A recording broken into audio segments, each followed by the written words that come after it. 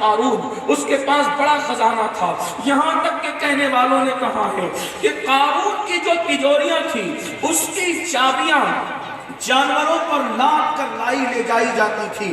اندازہ کریں جب اس کی تجوریوں کی چابی کی اتنی تعداد ہے تو تجوریاں کتنی ہوگی، اور تجوریاں اتنی ہوگی تو اس کے پاس مال کتنا ہوگا۔ لیکن جانتے ہیں انسان کی پہچان کب ہوتی ہے؟ اللہ اکبر۔ کھانے کے وقت پہچان نہیں ہوتی، نعرے کے وقت پہچان نہیں ہوتی، بلکہ جب کوئی چیز قربان کرنی پڑے تب پہچان ہوتی ہے۔ اللہ اکبر۔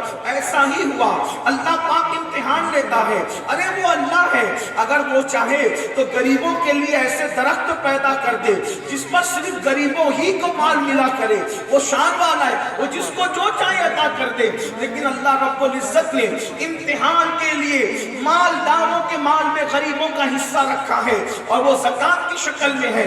حضرت موسیٰ نے کہا زکوٰۃ دینی ہوگی، سب لوگوں نے جب وہ تسلیم کیا، لیکن قارون چونکہ بڑا مالدار تھا، اس کے دماغ کے اندر گھومنے لگا کہ میری دولت اتنی ہے، 2.5% اتنے ہو جائیں گے، اس کو زیادہ لگنے لگا۔ آج کے مالداروں کو بھی ایسے کچھ لگتا ہے، یار اتنا دے دیں گے تو کیا، نادان ہے۔ اللہ اکبر۔ 97.5% اپنے لیے رکھ رہا ہے اور 2.5% اللہ کی راہ میں دے رہا ہے، وہ بھی اس بشارت کے ساتھ کہ جس نے زکوٰۃ دے دی اس کا مال اللہ کے قلعے میں محفوظ ہو جاتا ہے، اللہ کے قلعے میں محفوظ ہو جاتا ہے۔ جس نے زکوٰۃ دے دی، پتہ چلا جو بادشاہ کے قلعے میں محفوظ ہو جائے اس کو کوئی نقصان نہیں پہنچا سکتا، تو جس کا مال اللہ کے قلعے میں محفوظ ہو جائے اس کے مال کو کون نقصان پہنچا سکتا ہے۔ آج مسلمان کہتے ہیں مولانا میرا مال چوری ہو گیا، میرے مال کو لے کے بھاگ گیا، میرے مال پہ ریڈ پڑ گئی۔ میں کہتا ہوں زکوٰۃ صحیح نہیں نکالتے، جس دن مسلمان صحیح طور پر زکوٰۃ نکالے گا اس دن تیرا مال بھی محفوظ رہے گا، تو بھی محفوظ رہے گا۔ اللہ کے رسول صلی اللہ علیہ وآلہ وسلم نے فرمایا جس مال کی زکوٰۃ نکال دی جاتی ہے اس مال کو کوئی چوری نہیں کر سکتا، اس میں آگ نہیں لگ سکتی، وہ مال پانی میں ڈوب نہیں سکتا، یہ تو حفاظت ہوئی۔ اور اس کے بعد برکت کیا ہے؟ اگر ایک دو گے کم سے کم اللہ تمہیں 10 عطا کرے گا۔ ایک کا 10 اگر کوئی اعلان کرے، 1 2 10 لے کے جاؤ، 1 2 10 لے کے جاؤ، کتنا نادان ہے انسان۔ اگر 1 کے 10 کا نعرہ لیڈر لگائے تو لوگ اس کے پیچھے بھاگتے ہیں۔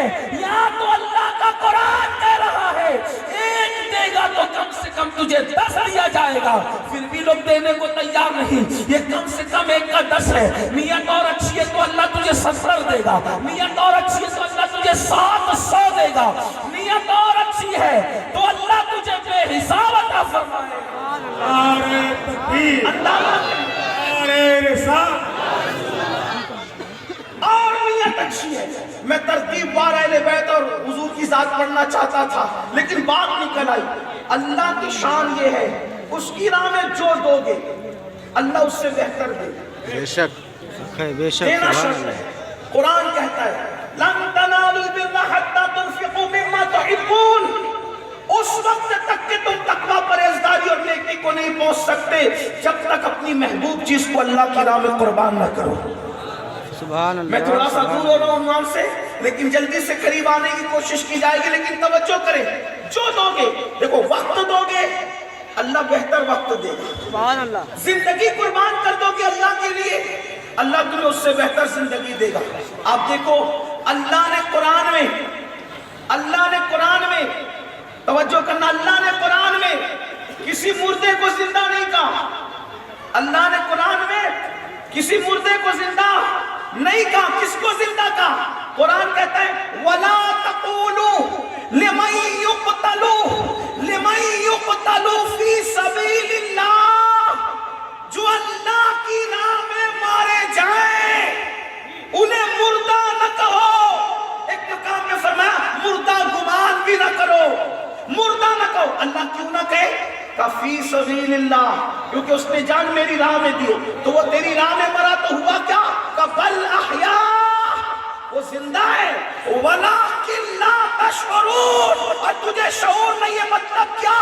ارے مرنا تو کبھی نہ کبھی تھا اور مر کے مٹی میں ملنا تھا، لیکن اللہ کے لیے جان دے دی، تو نے فانی جان دی، اللہ نے تجھے اس سے بہتر زندگی عطا سبحان اللہ جو سبحان بھی اللہ کی اللہ راہ میں دو گے، اللہ کی راہ میں جو دو گے اللہ اس سے بہتر دے گا۔ توجہ ہے آپ کی، جو دو گے وقت دو گے بہتر وقت ملے گا، جان دو گے بہتر جان ملے گی، مال دو گے بہتر مال ملے گا۔ اگر یہ فلسفہ سمجھنا ہے اور اتنا دے گا تو تھوڑا دے گا اللہ تجھے زیادہ دے گا۔ آپ نہیں دیکھتے، ایک بزرگ ہے، اب آپ کو ذہن میں بات آتی چلی جائے گی، آپ نہیں دیکھتے ایک بزرگ ہے رات دن دعا کرتے ہیں، رب حب لی من الصالحین، رب حب لی من الصالحین، رب حب لی من الصالحین۔ داڑھی سفید ہو گئی، سر کے بال سفید ہو گئے، 80 سال سے زیادہ کی عمر ہو گئی، اللہ نے دعا قبول فرمائی اور دعا قبول کرنے کے بعد ایک خوبصورت بیٹا عطا کیا۔ بیٹا عطا کرنے کے بعد وہ بیٹا چلنے پھرنے لگ گیا، تو پھر کیا ہوا؟ اللہ نے خواب دکھایا، اے میرے بندے میری راہ میں یہ بیٹا قربان کر دے، میرا یہ بیٹا اللہ کی راہ میں تیرا یہ بیٹا ذبح کر دے، یہ بیٹا تیرا قربان کر دے۔ کیا ہوا؟ انہوں نے صرف خواب دیکھا، انہوں نے صرف خواب دیکھا، ایک لوتے بیٹے کو لیے لے جا کر کے گردن پہ چھری رکھ دی۔ آپ سے پوچھنا ہو ہم اور تم ہوتے تو کیا کرتے؟ آپ کہیں گے کیا کرتے؟ ہو سکتا آپ بھی بول سکتے ہم بھی رکھ دیتے۔ میں کہتا ہوں جو فجر کی نماز کے وقت نیند کی گردن پہ چھری نہ رکھے، جو فجر کی نماز کی محبت میں نیند کی گردن پہ چھری نہ رکھے، وہ بیٹے کی گردن پہ کیا چھری رکھ دے؟ یہ تو صرف بولنے کی باتیں ہیں، نعرہ لگانا اور ہے، جلسے میں بات کرنا اور ہے، پریکٹیکل لائف میں باتیں کرنا اور ہے، لیکن تاریخ گواہ ہے مینا کی وادی کے اندر ایک لوتے بیٹے کی گردن پہ چھری رکھ دی۔ عقل کہتی تھی ابراہیم اتنا خوبصورت ایک لوتا بیٹا کا قربان کرتا ہے جو درجنوں سال کی دعاؤں کے بعد ملا ہے۔ عشق کہتا تھا ابراہیم قربان کر دے کیونکہ اللہ کی شان ہے، اس کو جو دو وہ اس سے بہتر پلٹ کر عطا کرتا ہے۔ تو عقل نے کہا ارے اسماعیل سے بہتر کون ہو سکتا ہے؟ تو عشق نے کہا اسماعیل کی گردن پہ رکھ کے دیکھ پھر وہ بہتر دینے پہ قادر ہے۔ جیسے چھری رکھ دی، قدرت نے کہا اب تک تو اسماعیل کا باپ تھا، چھری رکھنے کے بعد ہم نے تجھے محمد الرسول اللہ کا دانا بنا دیا۔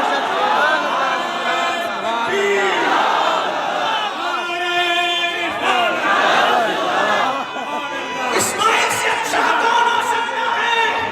اسماعیل سے اچھا کون ہو سکتا ہے؟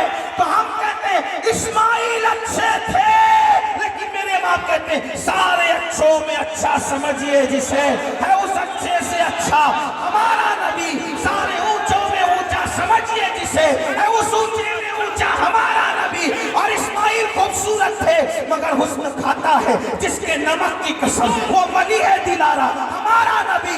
اور کون دیتا ہے؟ دینے کو وہ چاہیے، دینے والا ہے سچا ہمارا۔ سبحان اللہ سبحان اللہ۔ اللہ